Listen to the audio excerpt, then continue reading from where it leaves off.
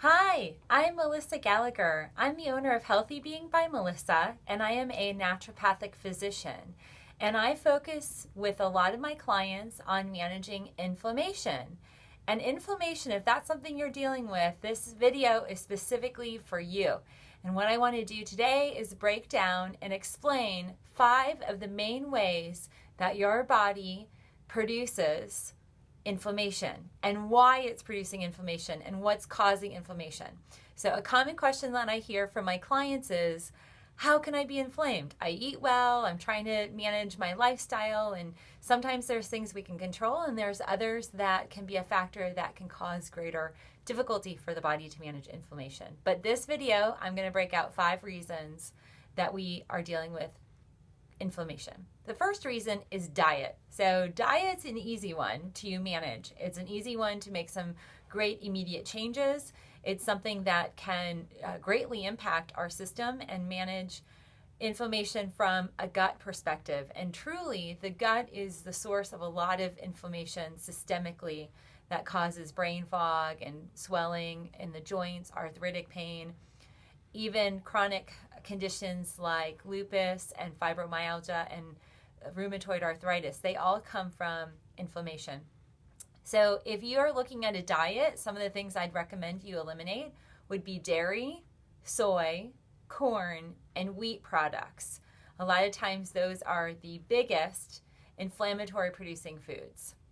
The second thing that causes inflammation in the body is actually environmental factors. So this can be environmental from items that are in the environment that we live in or work in. It's what we're breathing, toxins that we're breathing.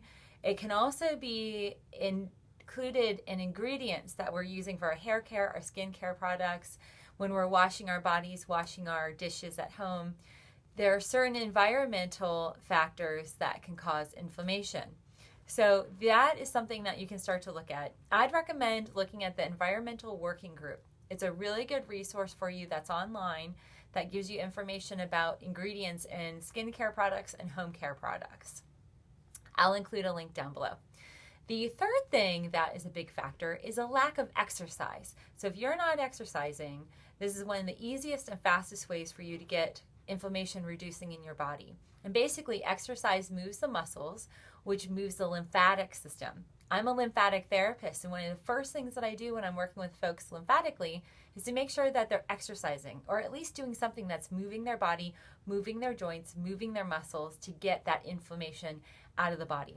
And inflammation really is a buildup of fluid, and it's a response by the body because the immune system is being combated or being bombarded by toxins or things that are foreign that it wants to fight. The additional thing that is a factor is persistent infections and allergies. These are environmental allergies. These can be food-related allergies.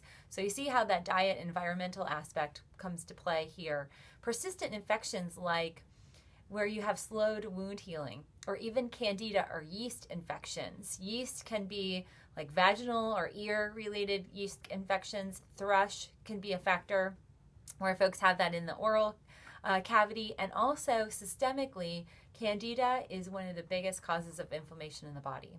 Now, the last and final thing is something that we all need to deal with, and I'm definitely part of that individual group where stress is, I believe, as a naturopath, and I've worked with individuals over the last 8.5 years, stress is the leading cause of inflammation in the body. I go more into this in different videos here on YouTube, but I'll be very brief here.